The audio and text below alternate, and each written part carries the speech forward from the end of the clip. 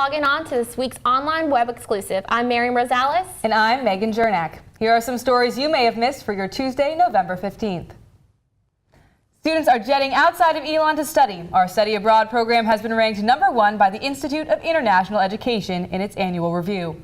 Elon ranked ahead of James Madison University, Appalachian State University, and the College of Charleston. The goal of the university is to reach 100% access to global engagement experience by 2020. Winter term will be here before you know it, and Elon recently announced NPR correspondent Michele Norris will give the school's Martin Luther King Day keynote address January. Norris is an award-winning journalist who was named the 2009 Journalist of the Year by the National Association of Black Journalists. She also won awards for contributing to coverage on 9/11. The tickets for the event will go on sale later this month. Why run around the globe when you can run around Elon? Tomorrow, the Student Athlete Advisory Committee is hosting a 2-mile donut run. Participants will run a mile, eat a dozen Krispy Kreme donuts, and then run another mile. Our Alex Hager will be running the event for ELN Morning. For more on the run, we talked to event organizer Carlos Andino. This is a challenge that brings everyone onto the same playing field. It's something that is hard for everyone. And no matter if you're a good runner or a good eater or neither, you can get out there and just say, I'm going to test my body. I'm going to see if I can do something that seems impossible for a long time. And then, I think everyone can get through it. So it's a great achievement, and I think you'll be positive and happy you did it in the end. The run will be tomorrow at 6 p.m.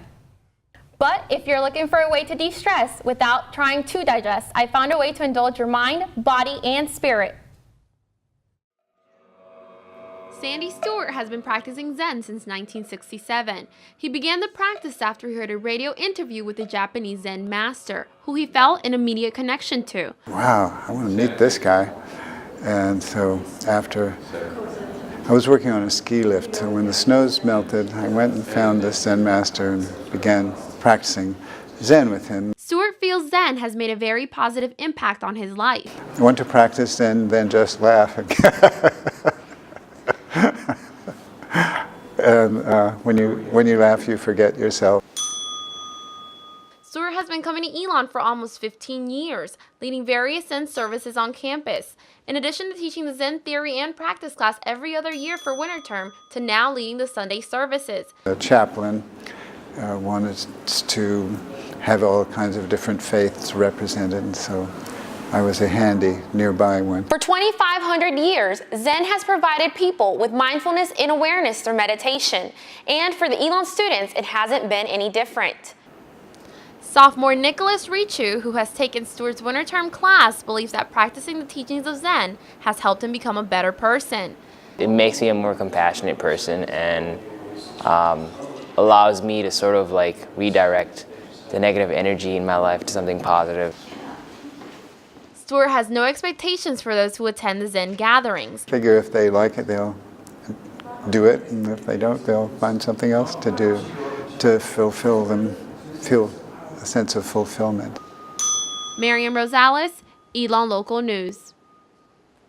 The next Zen gathering will be on Sunday, December 11th at 10 a.m.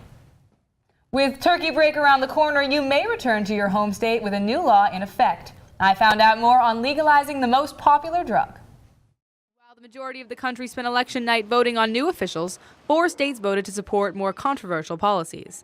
Maine, Massachusetts, California, and Nevada passed their propositions to legalize marijuana for recreational use. The states joined Washington, Oregon, and Colorado.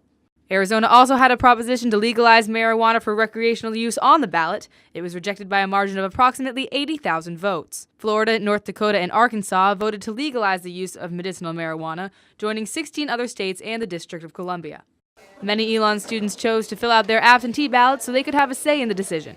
Among these students is first-year Elise Granith from California. I support it. I think it's going to bring a lot of tax revenue to the state that is going to be used for a lot of good causes, like law enforcement and drug rehabilitation. She says that the law will also protect some of the people close to her. I do have a lot of friends who recreationally smoke marijuana, and that's going to be great that it will no longer be illegal for them, and there won't be, criminal charges for a non-dangerous offense. Granith stresses that, while she herself is in support of the law, those close to her were less pleased with the results. My mom actually, she was telling me that she was sad because it is a gateway drug and it's dangerous for underage minors. Others at Elon agree with Grant's mother. An Elon student who requested not to be identified said she feared for her friends and family in Massachusetts, saying, quote, "I just don't know if they'll make the right decisions now that there's no law against it." Megan Jernak, Elon Local News.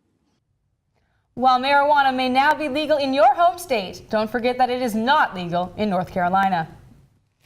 And that's all the news we have for you today, but keep following us for all the updates on elonnewsnetwork.com and at Elon News Network on social media. Tomorrow, our latest edition of the Pendulum hits newsstands. And we'll be back on Thursday morning at 9:50 for ELN Morning. Have a great week and happy Thanksgiving, Elon.